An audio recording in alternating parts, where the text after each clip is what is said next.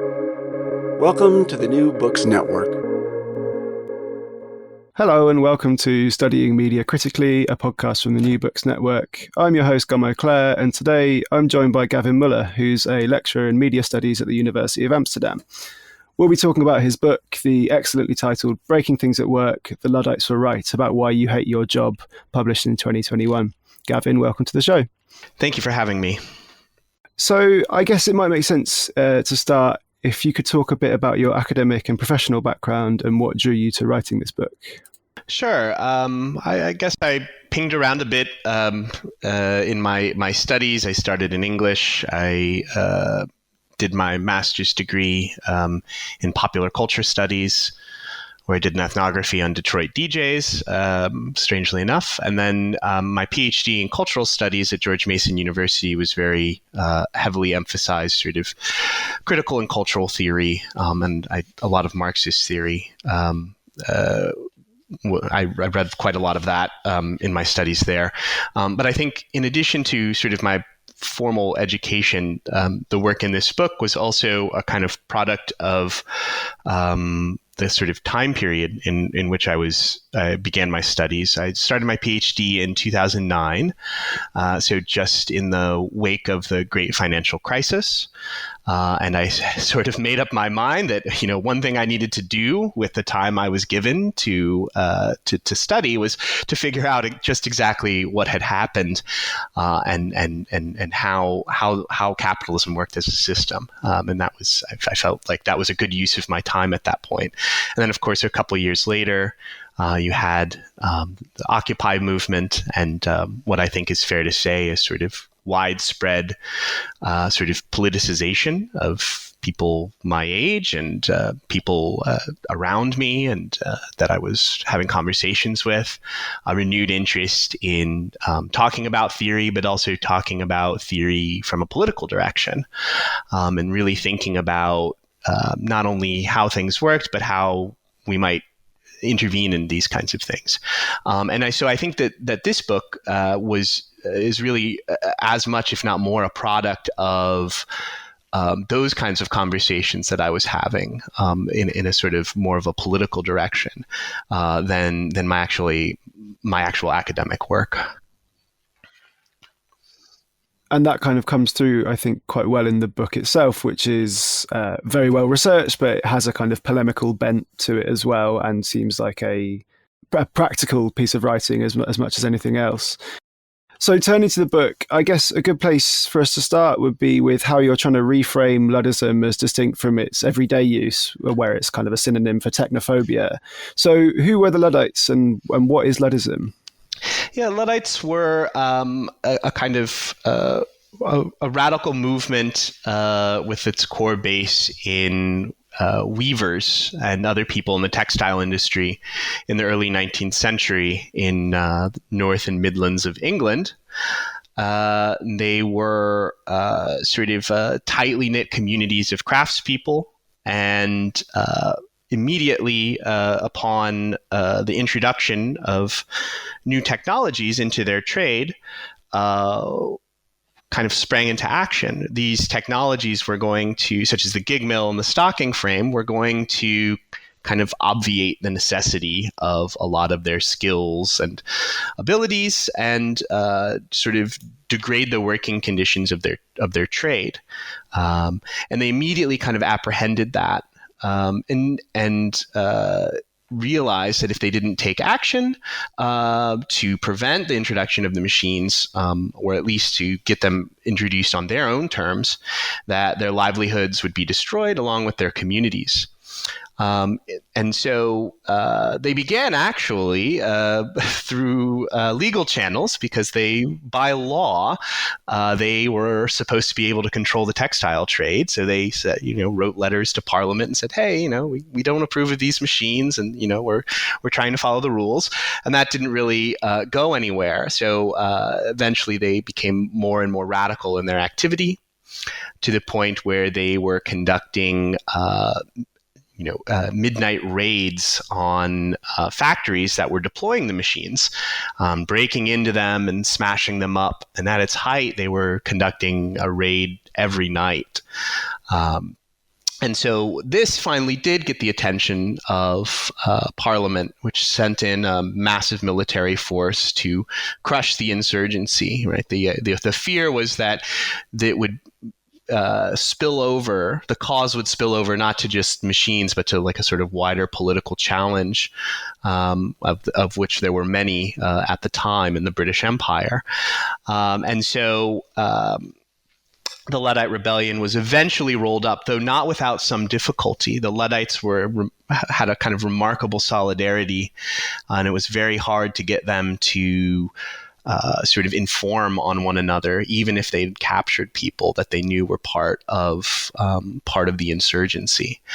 And so this rebellion taking place at the dawn, essentially, of the Industrial Revolution means that kind of in retrospect, you look back and you say, oh, well, these were just kind of irrational outbursts against a kind of inevitable progress, right? Like they really had no chance to be successful. They didn't really understand the stakes of what they were doing, and how kind of technology and capitalism work together, right? And so to be a Luddite becomes sort of this pejorative, as you said, a kind of knee-jerk technophobia, right? You're just, oh, I hate technology. I'm a Luddite. I just want to maintain sort of the old primitive ways. And I think this is not a very good way to understand who the Luddites were and what they were trying to do. I mean, many of these weavers were actually skilled workers, right? They used technology. They understood technology. They weren't necessarily opposed to it. And what they were opposed to was the specific deployment of technology that would undermine their livelihoods and upend their communities, degrade their work, and kind of crush them, which is actually what happened, right? These communities fall on tremendous poverty for the next couple generations after the Luddite rebellion. And so I think that a better way to understand what they're doing is doing something quite rational, right? Recognizing that technology, in this case, is being used in a political way. It's being used precisely to undermine their kind of base of power, and to restructure their trade so that they have less control over it, and to decimate their communities. And to in that sense, to kind of fight back against those technologies, which are kind of weapons in this battle, to me seems actually quite rational. And so what I like to retain from this is not a knee-jerk technophobia, but what I would characterize as a critical perspective, really understanding, all right, a new technology is introduced, is this, we don't have to automatically acquiesce to this. We don't have to chalk it up to inevitable progress. We need to assess, what are the actual effects going to be? And if we deem them to be contrary to our interests or to our values, then we have every right to oppose and to oppose the introduction of that technology and to mobilize in our interests to oppose that. And so to me, that is actually a really kind of powerful and to me a relevant lesson that we can take from the Luddite rebellion. So I'd imagine that you first started the book, as you touched on in your introduction, around the period after the financial crash, and in the kind of earlier part of the 2010s, there was, I think, a more benevolent attitude towards technology and its potential across the right and the left, including among kind of post-capitalist left theorists who you mentioned in the book, like Michael Hart and Antonio Negri, Nick Cernacek and others. So there's been a bit of a techlash since across the left and the right, which you touch on. What would you say differentiates your kind of Marxist Luddism from both other left tech criticism and more mainstream tech critical accounts as well? Yeah, so I think this you're absolutely right. This is like something that really did kind of motivate me in this kind of course of research and writing, was to engage with this kind of idea that we were progressing towards some sort of post-work world where capitalism wouldn't even function purely by virtue of automation and other kinds of advanced technologies. It seemed to me to be I had a number of kind of problems with that. And for one, it didn't really seem to really reckon with, what to my understanding, it would take to move to a kind of post-capitalist world, which would be a kind of organized political challenge, right? Not some kind of, evolutionary development. So that was something that I wanted to kind of engage with, and to say that maybe these technologies are not actually advancing our interests. Maybe they're actually, even if they are sort of restructuring work or getting rid of jobs, which I think that even that claim is kind of questionable. Even if that is the case, I think that what we need to also recognize is it's also potentially disrupting our ability to organize ourselves to make that kind of political challenge. So that's kind of the intervention I wanted to make within sort of Marxist and post-Marxist thinking about the politics of technology. As far as like a general tech clash, I teach in media studies, and it's you really do see a kind of both in the sort of general, quote unquote discourse, but also even among how young people sort of apprehend technologies and social media and these kinds of things. A real disenchantment, right? Which was not necessarily the case around, 10 years ago when Twitter and Facebook were credited with starting revolutions. Now they're credited with, having Donald Trump win the presidency and having the UK leave the EU and these kinds of unexpected political disasters from the point of view of sort of the dominant powers. And there is a lot of writing and a lot of discussion of this, but I think what I wanted to do was to approach it from a Marxist perspective, which to me is a kind of thinking about how technology is embedded in a larger social and economic system. You have a lot of stuff out there about how, social media ruins our conversations, separates us from our essential being. If you go into, I like to watch a lot of old music on YouTube, which I suppose shows my age. But when I read the comments, it's actually people like my students' age, people in their 20s who are like incredibly nostalgic for, the 90s, people not having phones and being in the moment, right? Kind of cliches, which is just sort of remarkable to me. I mean, I remember my 20s. They don't seem that long ago to me. And I was not extremely nostalgic for a prior era at that point. Anyway, the point is that this kind of, this sort of, this kind of romantic nostalgia, I think, is sort of truncated kind of critique compared to what I would want people to do, which is I don't think we need to think about it in terms of we being separated from some sort of essential quality or we're being prevented from like authentic human contact and communication. I think that, I just don't think that, I think that, I can be a vulgar sort of media studies person here, our communication and our interaction and how we conceptualize even ourselves is always going to be imbricated with technologies of the time. I think the better way, or the more rigorous way, and a way that leads to kind of the politics that I'm interested in, is to think about how these technologies are part of a sort of system of capitalism geared around turning our time into value, into exploiting us in various ways, and into undermining our ability to collectively organize ourselves to insist or demand on certain kinds of changes.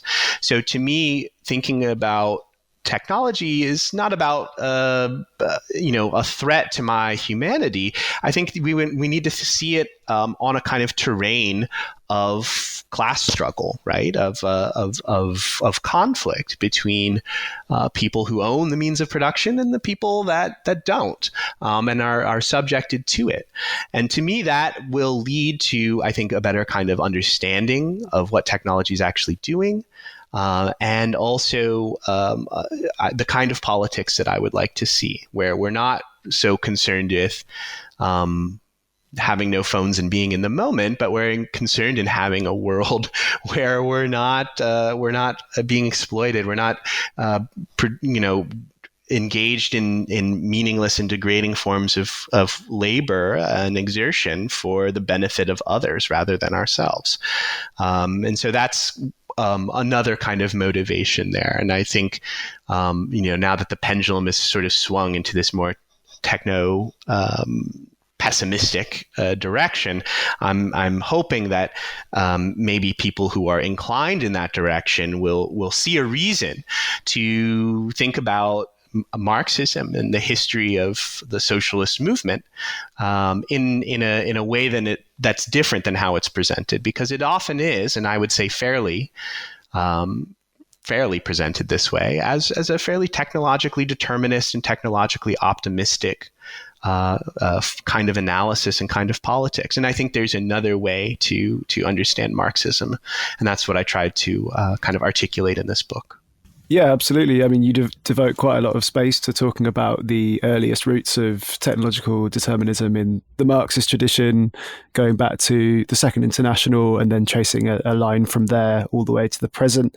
It's interesting you touched on kind of romantic critiques of technology and trying to move away from that, because I figure that you align some of the early kind of Luddish tendencies with is actually William Morris, who obviously has romantic tendencies in his thought. But what you touch on there, I think this is in chapter 2, is about Luddite activity being concerned about the quality of work and working culture rather than simply the quantity of working hours, which is what other theorists focus on. I mean, I hope I'm reading that right, but could you expand on that slightly? Yeah, absolutely. And you're totally right. He's very much inflected by a kind of romanticism and the people he was influenced by even more so, I would say. I'll confess, I have a passing romantic flights of fancy from time to time as well. But yeah, this is exactly what I think is really interesting about William Morris, right? Is he's a socialist. He's a Marxist, which is fairly unusual in the 19th century in the United Kingdom, right? Someone who's reading Marx and taking it seriously, and thinking about how to do socialist politics from that perspective. And he is engaged, I would say, in very similar kinds of debates as some of the ones that I was engaged in, right? He's saying, look, if we want to really think about production and work, we have to think about it, the content of what we're doing. He was someone who was also kind of a skilled craftsperson. It's to some extent, he was pretty privileged, and this was a kind of hobby for him, but it was something he took very seriously. The idea of design, the idea of not just producing things, but producing beautiful things. And he thought that there was a kind of a benefit from being engaged in that kind of work. And I'm inclined to agree. I've worked a lot of jobs, and not all of them have been very nice jobs or very fun jobs. There have been, sort of, according to the classifications, low skill jobs, right? And at the same time, I think that there were always moments where you could find, oftentimes, through resisting, what you were supposed to be doing, moments to be creative or to have fun or to actually take some kind of interest in what you're doing, to have some kind of creative input into it. That was fulfilling, but also I think gives a kind of orientation towards work where you can actually see the value of having some kind of control, having some kind of say and autonomy over what you're doing. And to me, this is something that William Morris is also prioritizing. He says, most of the things that you're going to make in an industrial system will be useless. They'll be waste. They won't even be worth, they'll be so low quality, they won't even be worth the kind of productive process that it took to make them. And instead, a better way to reduce drudgery is not to just try to improve technology to obviate the need for human labor, but to actually have a sort of what he called worthy work, the forms of work that allowed for the pleasures of creativity, the pleasures of learning new skills, the feeling of autonomy and independence that would generate, the pleasures of sharing these kind of skills and abilities with other people, which he thought was, a powerful kind of bond between people. To me, that's a very compelling way to think about it, right? To think about the world of work, and because ultimately, I don't think that we're going to have some kind of post-work world. We're not going to have a world where machines do everything for us. Even if it were possible, I'm not sure it would be desirable, but I don't think it's going to be possible anytime soon. So we're looking at the future. A future is a future where we're working, where we're doing things. It's quite possible, and I would say I agree that there's quite a lot that we don't need to be doing, right? There's quite a lot of what I would say worthless work that happens. But I think it would be, identifying those forms of work that are essential, that are necessary, that are good, and that should continue, and thinking about how to make that work dignified, and the people that do it have a sort of freedom over their own activity. To me, that is a much more interesting and relevant kind of project than anticipating how entire sectors of work are going to be taken over by robots, and so we'll have to spend our time playing video games or something like that. I think that's to me, that's not a very realistic or relevant kind of vision. No, definitely. And that notion of good work, which you anchor towards the beginning of the book through the discussion of Morris, comes out in really interesting places throughout the book, particularly in your discussion of sabotage. And I found it really fascinating, your discussion of the unionists, the members of the industrial workers of the world, and how they framed sabotage in the 1910s in a way that might even include actually producing better food.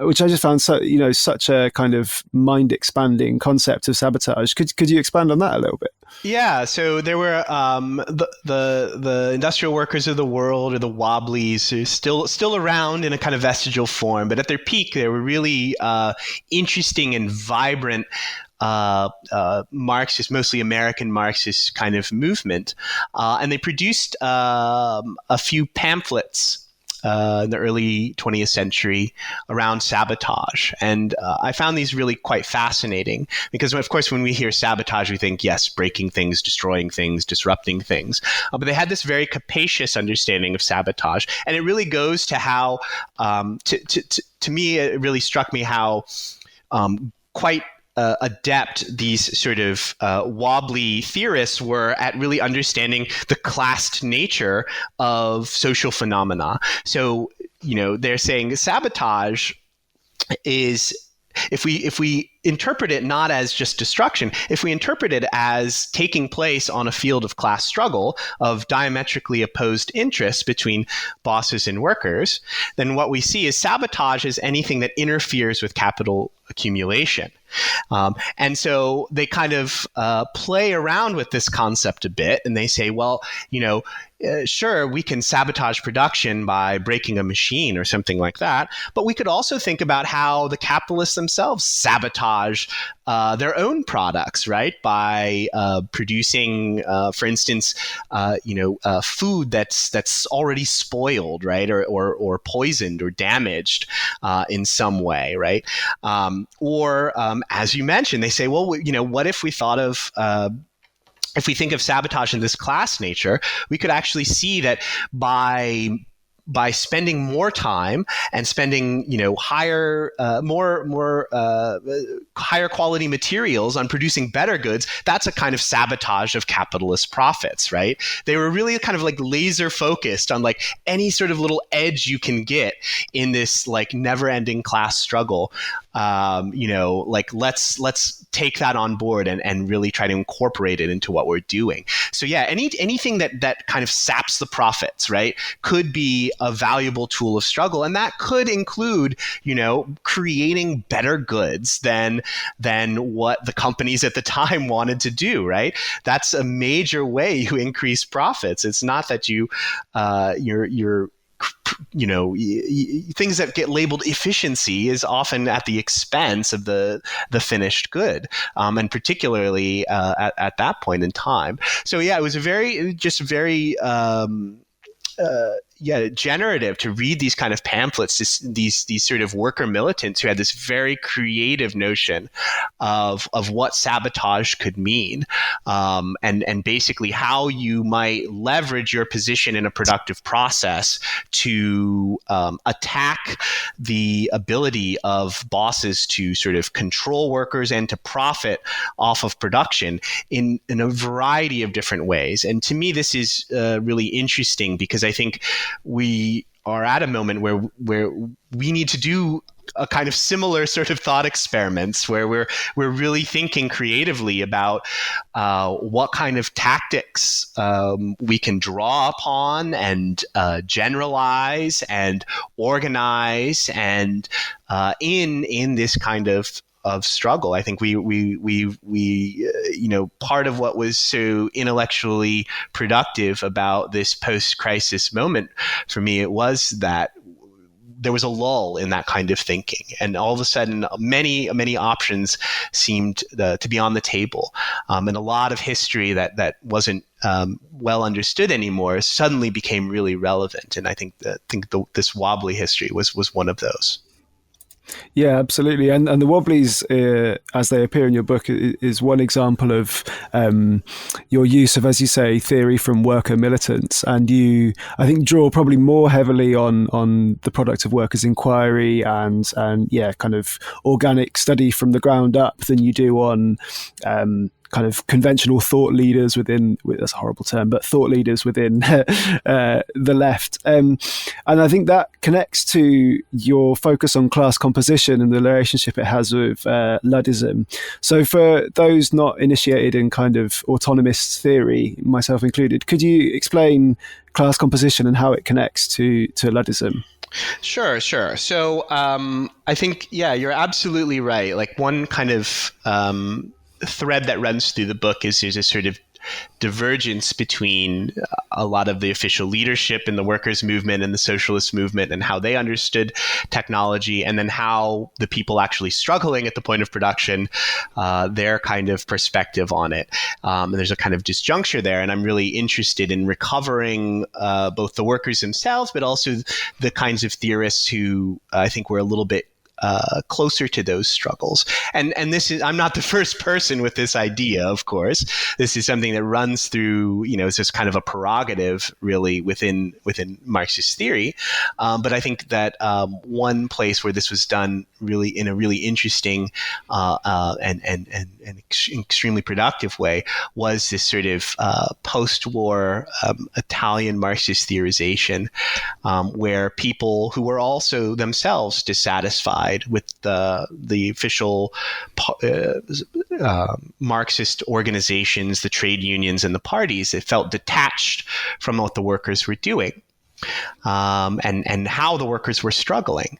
And so they said, well, the first step in really figuring out our situation is we have to understand who these workers are and what they're doing and what their kind of organizational forms are taking. And so we need to research this first and foremost.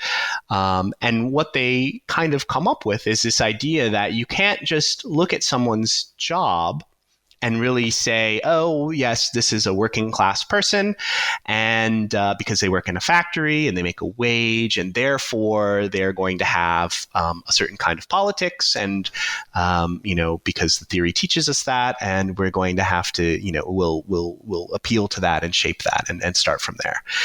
They said it's you can't really make that assumption. The class, in a Marxist sense, is an antagonistic relationship. So you have to look for the actual antagonism. You have to look for the struggles that are already happening. And what they discovered in the factories was forms of struggles that were sort of not really being registered by the kind of official organs of the workers' movement.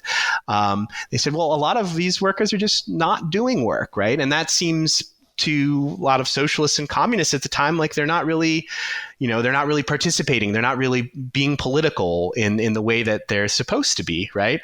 But they said, no, this is actually a new form that this kind of antagonistic politics is taking, and we need to understand that. We need to understand how they're linking with one another to conduct these kinds of activities, and in that sense, we need to really rethink what we understand by class. We need to really think about not just class as a position in production, but class as a position in class struggle, right? And in the forms that class struggle takes. And so to me, this is really crucial. I think this is still crucial for anyone who wants to engage in sort of class-based politics, is to say class is not just a sociological category and you can just automatically identify like certain demographics who, should, by virtue of the books you've read, like share your politics, right? Instead, what you need to do is you need to actually take these people seriously as actors, as people who actually know a lot more than even you, and have quite a lot to teach you about what struggles are actually going on in this current moment, and how, and your role as a theorist is to apprehend that and to think about how these novel forms of struggle can be sort of amplified or accelerated or boosted in various ways and lead to kind of more significant kinds of change. And so to me, this is actually a good way to understand the Luddites, right? It's very easy for us to say, well, they were kind of dumb. These technologies were actually going to, give them more leisure eventually or something like that. Instead, what you can say is, well, these forms of struggle were actually a way that they kind of organized themselves, composed themselves as an antagonistic social formation, opposed to how capital was restructuring their industry. And so they were kind of composing themselves as a class. And at the time, that's the way they compose themselves as a class. If they're, largely in sort of pre-industrial settings, if they're mostly working from home, it's not going to look the same as a 20th century trade union, or even a 20th century communist party or something of that nature. It's going to take a different kind of form by virtue of the kind of work they're doing and the way that they're reproducing their lives at that moment. But that doesn't mean that it's not a sort of valid form of class struggle. And to me, this is just, again, I just want to really emphasize this, like for your listeners out there who are interested in sort of Marxist theory from a political orientation or conducting kind of worker politics and class-based politics. That is really something that we really, I think even now, many people have been saying this. Some people have been doing a lot of really interesting work and workers' inquiry on contemporary forms of work, but we need quite a lot more to be done to really actually have an understanding of what work is and what people's relationship to it and how people are beginning to struggle and to understand themselves in this particular situation.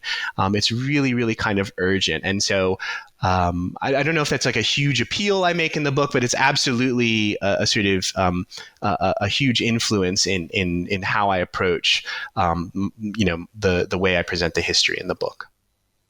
Yeah, no, absolutely. Something that sprung to mind there, actually, when you were talking about, the recomposition or the changing kind of class character of workers in in relationship to technology was actually Mackenzie Walk's work on the hacker class. And I know that I think she's coming from quite a different relationship to technology perhaps to you are, but it sprung to mind, particularly with your discussion of hackers later on in the book. So you describe hackers as kind of potentially high-tech Luddites, and especially with Luddish tendencies. And what I really liked was the idea of Luddite aesthetics later on in the book.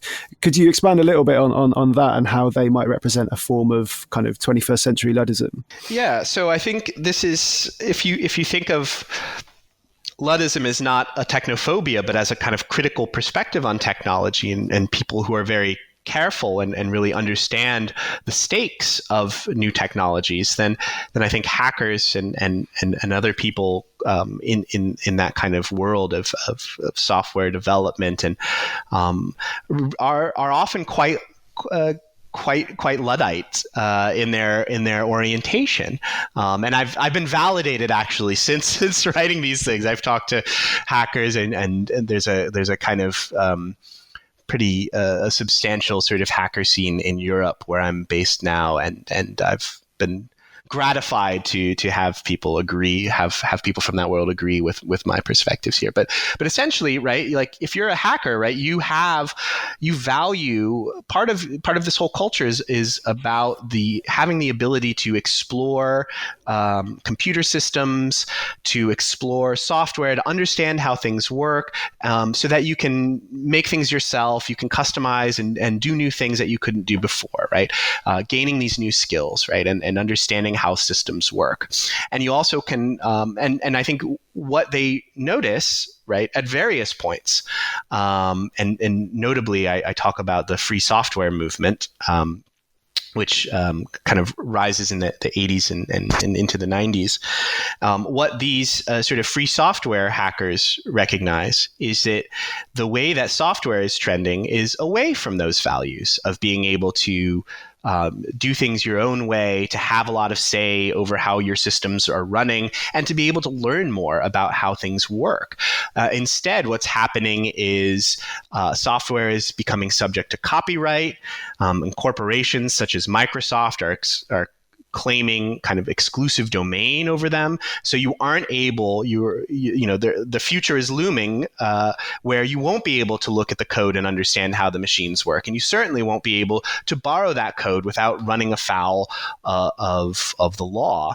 And so they mobilize to prevent this from happening and to preserve the ways that they've become accustomed to in their approaches to software and to technology, so that they can still look at, so they create this kind of ecosystem of alternative software licenses, alternatives to copyright, that say, okay, I make a program, I coded it by hand, so I have intellectual property rights, but I relinquish my intellectual property rights. And I say that anyone can look at my code, they can use my code, borrow pieces of it, they can adapt it, they can customize it, they can do whatever they'd like, but with the caveat that anything that they make also has to abide by those rules. And so it kind of creates this massive ecosystem of free and open source software. Won't get into the weeds of the distinction there, but that actually ends up being a significant challenge to commercial software at the time,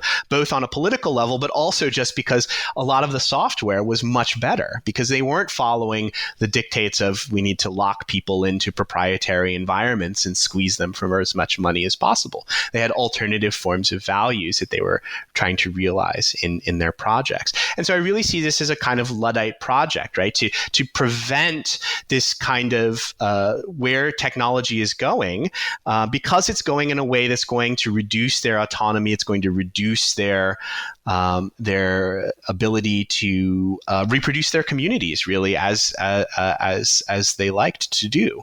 And it was something that was actually quite effective. And the success of free and open source software, even if you're not a programmer, even if you've never heard about it until just now, you probably know that being a programmer is one of the better jobs that you can have. It has a huge degree of autonomy. The wages tend to be very high. You can be this kind of digital nomad.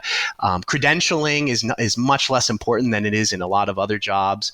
And all of that has to do with the way that free and open source software programmers preserved not just an ecosystem of programs that were free and open source, but also programming languages that were available for anyone to learn. We could have ended up in a world, and we still could end up in a world, where every big corporation has their own programming language. And therefore, if you're a programmer for Microsoft or a programmer for Google, you're locked into that company. You can't go anywhere else. You can't do anything else with your skills. And therefore, you have a lot less say over your job. But we're not in that world. And to a large degree, we're not into that world because of the success of this kind of late 20th century Luddite movement, as I characterize it. Yeah, and I think in that section you also draw out really well as those kind of ethics of hacking come into conflict with efforts to enclose, as you kind of describe it, the internet. How contemporary efforts towards automation and then the rendering proprietary of software, also how wildly inefficient lots of the things that are done under the banner of contemporary automation are, right? Like they not only don't serve the interests of consumers, they actively hinder the usefulness of technology. Like you cite the John Deere thing, I think, with John Deere tractors. Yeah. That whole section of the book is just, very striking. To jump back slightly, one thing that comes out in chapter 3 is how automation has kind of consistently also mapped onto social categories of distinction and marginalization. With this in mind, could you explain a bit how automation became a galvanizing issue in the politics of race and gender in the US during the kind of 60s to 70s? So, I mean, you have already a kind of, mass movements based around anti-racism and feminism that are articulated with other kinds of movements opposed to all things, the Vietnam War, the capitalist system, general sort of Cold War conformity and all of these kinds of things, a very vibrant and rich sort of moment. And so at this time, what you have is the entry as well of people who had been locked out of the workforce. And you have this really interesting document that comes out. There was this fear of what they called this kind of triple revolution, right? That what the world was seeing, and what the world, people who were concerned about and wanted to make radical change, was that you had these three revolutions. One was the spread of nuclear weapons. One was this kind of recognition of universal human rights, and one was the spread of automation. And you have this sort of committee on the Triple Revolution, which I'll use your term from earlier, a bunch of sort of thought leaders of the time, social, sort of activists and professors and intellectuals and things like that, that sort of produce this letter and say, look, what's going to happen here is a lot of the progress that's being made on very tentative progress on sort of social issues will be undermined by the advent of automation, because this is going to kind of upend this labor market, which is people are just getting access to, women and African Americans are just getting access to these job markets. And of course, the introduction of automation will hit the kind of lowest tiers the hardest, the people that have the fewest protections, that have the least influence over the trade unions, that work in the lowest skilled positions, and that this will actually upend any and threaten any kind of progress to develop a more equal society, right? And so it's kind of forgotten now, but there was a huge concern in this moment in the 1960s among civil rights leaders, Martin Luther King and Malcolm X, both wrote about automation. James Boggs, who was a sort of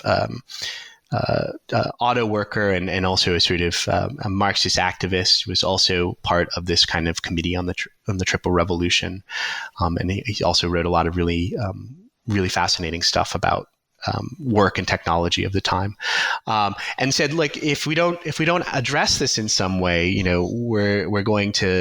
it's going to lead to sort of catastrophe for these people. This, in some ways, you can see that was the case. This committee had a lot of good intentions, but of course, good intentions don't always sufficiently mitigate against the sort of imperatives of capital accumulation. So they were effectively ignored. And what you do have is a restructuring of the workforce that does undermine and the gains in the labor market that had been made by marginalized people. And so you actually have a lot of Black sociologists in the 70s who were talking about, like, we're going to have massive sort of surplus populations who will have no function in production, and without any kind of function that in production, they'll be subject to all manner of violent racial oppression. To some, maybe they weren't always correct on the details, but I think the thrust of that argument was actually quite prescient, right? In fact, that is one way to understand what happened in the 80s and 90s, is the people that were thrown out of production were then thrown into prisons. And that is essentially how the U.S. Addressed that recomposition of the workforce. And so I think that's again, it's just something to think about. Rather, are we if technology is in fact restructuring work and eroding jobs, then that doesn't necessarily lead to happy outcomes, right? This in fact might lead to catastrophic outcomes if we're not able to mount a kind of sufficient political challenge and having good analysis and writing nice appeals to politicians, didn't work at this moment where, it was a sort of high watermark for politicians actually listening to social movements in the United States, had basically zero effect. So I think that's something to really kind of take seriously, right? And also to take seriously the fact that you had civil rights leaders were well aware of this, right? They really understood the sort of politics of technology to a degree that I think has not really been recognized. Yeah, absolutely. I mean, so I guess that's, in terms of periodization, leads us quite neatly from the huge changes wrought to production, industrial production by automation, into the kind of 70s and the 80s, where you move on to discuss the entry of computing into white-collar workplaces. So how does this move of automation from kind of embodied physical labor to mental labor from around the 70s onwards manifest itself? And how have office workers pushed back against the expansion of workplace control and surveillance? Yeah, I think a lot of people have seen Office Space, right? That's probably one of the best really one of the best sort of politics of work film in American cinema. So there is, and that's a film that really focuses on the sort of the alienation, alienation in a kind of existential sense of what people felt in these environments.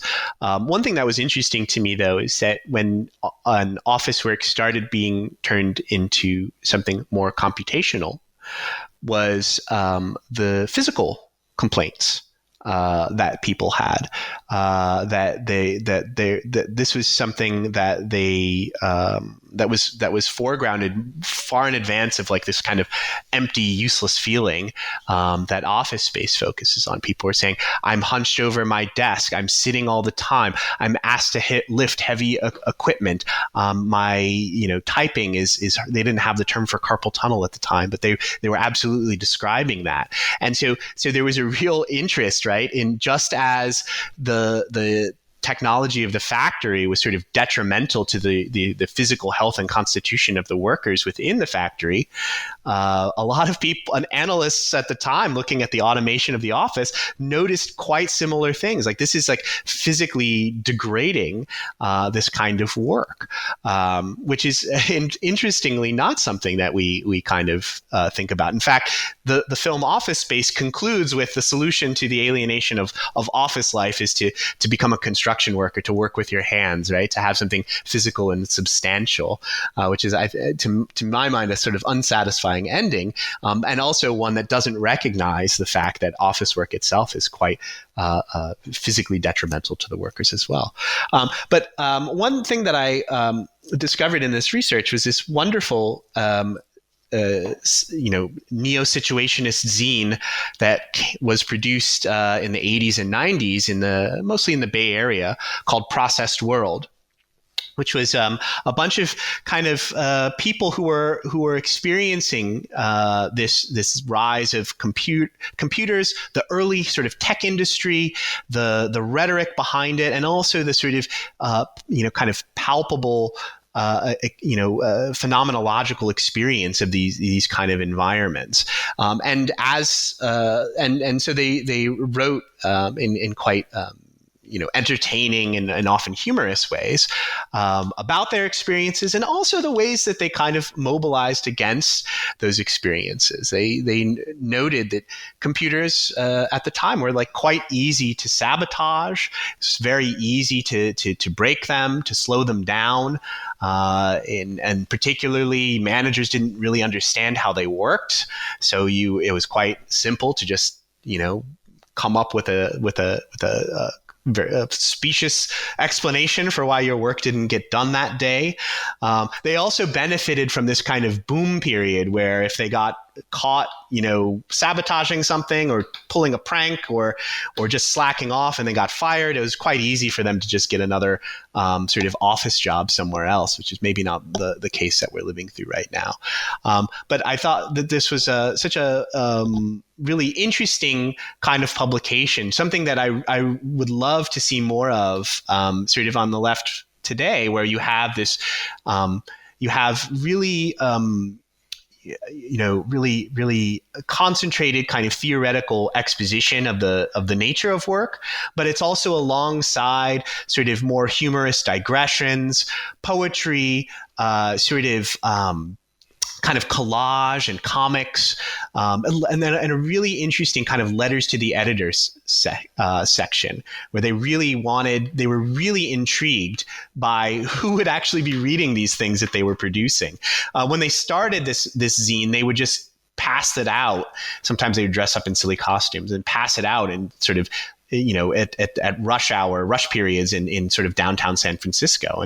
And it sort of spread in this kind of word of mouth fashion.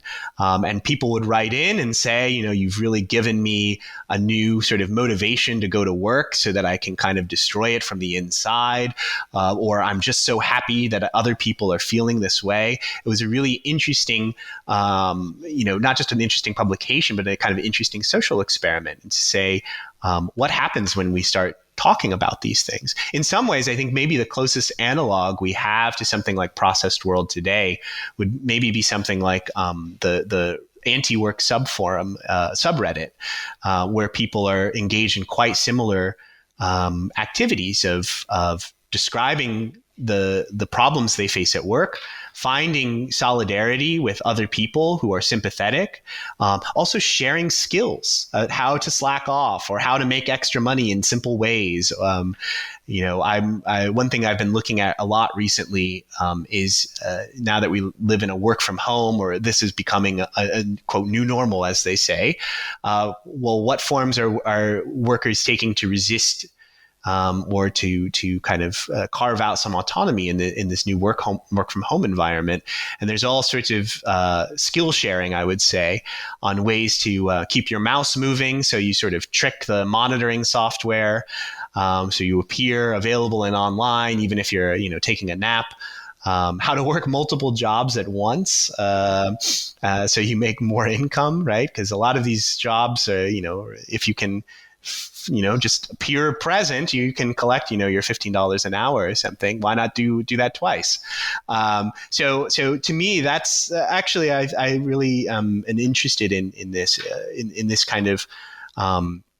Again, something that's not coming from sort of credentialed intellectuals such as myself, but people who are living and experiencing, but also really thinking through these issues with a kind of remarkable sophistication and creativity to kind of apprehend and intervene in these kind of unfair situations.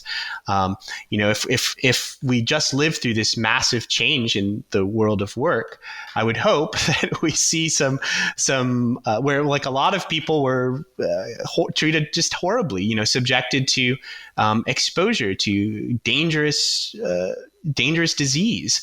I would hope we see some real political movement on that, and I think we do in various ways. So I think there are some interesting things going on there that really do remind me of things like Processed World. That's really heartening to hear, and I hadn't drawn the connection myself between the anti-work thing, but that, of course, is kind of in keeping. And I think, as with much of kind of internet culture, it does seem to be kind of teens and Generation Z who are leading the charge on that. I read a lot about kids kind of avoiding surveillant working from home things, with lots of very, very interesting tactics that seem to be trickling upwards as well. So you touched there on the idea of kind of working multiple desk-based jobs, and that kind of connects to what you move on to in towards the end of the book, where you see kind of via the internet the promise of full automation, but this is actually what Astra Taylor calls photomation, right? Which is actually a kind of global diffusion of labor, which is something very different to what might be experienced by kind of wealthy users in the global north. So could you talk a bit about what's going on behind the facade of automation in the kind of current moment? Actually, there's been a really nice kind of book-length investigation or synthesis of some of this that's come out since my book, Phil Jones' Work Without the Worker, where he really bears down on precisely this. I mean, you have a couple things going on. You have like products that brand themselves as automated or artificial intelligence that are actually not, right? That they're actually being, they're actually workers performing these tasks. And the companies say that it's AI or automation because that is much more attractive for investment than saying that a bunch of extremely exploited people in call centers in the Philippines are actually doing quite a lot of this work. But even in situations where you do have kind of production of, maybe of something we might think of as a more authentic form of artificial intelligence, where machines are kind of, making sort of decisions about, where a car drives or how a system functions in other ways, how images are recognized. To create one of those kinds of systems requires an immense amount of training, particularly if it's something like a car where you don't have a lot of room for error, right? Error leads to disaster, right? It leads to accidents and death, which unfortunately is the reality of self-driving cars in this current moment. It kills people. So to create one of these systems requires an immense amount of what they call training data, and to do this kind of training data, requires human activity, right? Human beings have to look at all of these images and say, well, this is a stop sign, this is a crosswalk, this is a bus, so that and they have to do that thousands and thousands of times in the hope that the car will eventually understand these patterns to the extent that it can drive without without slamming into oncoming traffic. And in fact, many of us have engaged in training these systems. If you've ever done a CAPTCHA, right? If you've tried to log into a system and then it says, well, actually, we need you to identify these images, right? What you're doing is you're actually training. In the case of CAPTCHA, it's Google. You're training their sort of machine vision technologies, right? And you're not being paid. You're not even being told what you're doing. And I think what you see here, right, is the promise of these kind of fully automated systems, these computers does everything kind of system relies on the production of new forms of work that are incredibly degraded, are in the case where people are doing this full time, are very poorly paid. A lot of companies that rely on. So, it would be great if just you and I, every time we wanted to watch a pirated television show and did a CAPTCHA, that was enough for these companies, but it's not. So what they need to do is they need to pay hundreds of people to do this, 8 to 10 hours a day as their job. And where they do that is they find, and through the miracle of digital technology, they're able to kind of drop a workplace in practically anywhere at this point. And so they drop them into the slums of Nairobi. They put them in refugee camps, right? And this is said to be some kind of like wonderful opportunity for people who are, fleeing conflict and are stuck in a refugee camp. Well, they can earn some money, training these cars for a pittance. I think it's insulting, really, to any fair thinking person that this is some kind of wonderful opportunity. This is actually the height of sort of exploitation and really taking advantage of people who are in extremely unfortunate situations. And that is the reality of artificial intelligence. There is no magical computer does it automatically. It always is going to rely on these forms of degraded kind of data processing and data entry, and all the problems that emerge from that point on. We're always looking at an extremely unequal and often geographically uneven relations of work at the heart of these systems, even if they work as advertised, which frequently they don't. No, I mean, absolutely. So I'll just ask you one more question because you've been very generous with your time. But the book ends with a call to integrate Luddism into kind of other vital left movements and causes, and you do a better job than a lot of left texts do in providing a kind of vaguely uplifting end to the book. So in this conclusion, you lay out the ways that Luddism is positive and propositional rather than atavistic or technophobic in the ways that we've discussed. Could you lay out this kind of positive direction and how it articulates with struggles around degrowth and the climate crisis? Yeah, I mean, one thing, I think that degrowth is really interesting to me, right? Because first of all, degrowth is necessarily anti-capitalist. There's debate over how Marxist it is, I guess, but without growth, you don't have capitalism, right? And so where degrowth sort of aligns with Luddism is the questioning of productivity at all costs, right? The Luddites said we are opposed to a certain level of productivity. William Morris says we're opposed. I'm opposed to a certain level of sort of technological efficiency if it degrades the quality of work, right? There are other values at stake in producing than maximizing production. And I think that this is something really powerful, a very simple point, but very sort of powerfully centered by degrowth. And I think the other thing to me that I do find degrowth sort of amenable to a Marxist approach is, to me, the sort of for a Marxist approach, right? A post-capitalism, socialism, or communism means that production is organized by sort of conscious, human thought rather than the production of value, right? Rather than this sort of fetishized relationship to the economy that, oh, well, things need to make money and then money goes there and work, you need to have wage. If for Marx, this analysis of capitalism is so he can see how production actually works and could be organized in a different way. And again, this is something that I really get out of the degrowth movement is you can look at production from a conscious human perspective, and we can think about how we might make collective decisions to say we have to stop pulling coal out of the earth, right? Or we have to take certain forms of production offline because they're too wasteful, they're too